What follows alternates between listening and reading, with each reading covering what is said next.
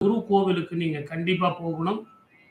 திருநள்ளாறு அப்படிங்கிற ஸ்தலத்துக்கு போயிட்டு வாங்க. இந்த 2 கோவில்கள்ல போயிட்டு, திருநள்ளாறுல நான் சொல்ற மாதிரி குளத்துல வந்து தண்ணிய தலையில தெளிச்சுக்கிட்டு, விநாயகர் கோயிலுக்கு ஒரு சூர தேங்காய் உடைச்சுட்டு, சிவன், அம்பாள், சனீஸ்வரருக்கு ஒரு அர்ச்சனை பண்ணிட்டு, அங்க பிரசாதத்த வச்சுட்டு, மறுபடியும் ஒரு குளியல் போடுங்க. ஆஃப்டர் பூஜா.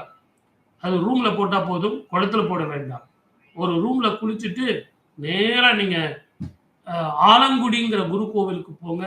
சிவன், அம்பாள், குரு பகவானுக்கு ஆபத் சகாயேஸ்வரர் திருக்கோவில்ல உங்களுக்கு ஆபத்துக்கள் விலகணும் அப்படின்னு சொல்லிட்டு ஒரு அர்ச்சனை பண்ணிக்கிட்டு, குருவ வந்து துணைக்கு வச்சுக்கிட்டு, மஞ்சள் வஸ்திரம் உங்களால முடிஞ்சது சார். 1 வேஷ்டி சார், 3 வேஷ்டி சார், 3 புடவை, 5 புடவை தானம் பண்ணிட்டு, இங்க குடுக்குற பிரசாதங்கள்லாம் வாங்கிக்கிட்டு, நேரா சிவன் கோவில் சிதம்பரத்துக்கு வந்து நெறைய பேர் கேட்பீங்க. அது என்ன சார் இந்த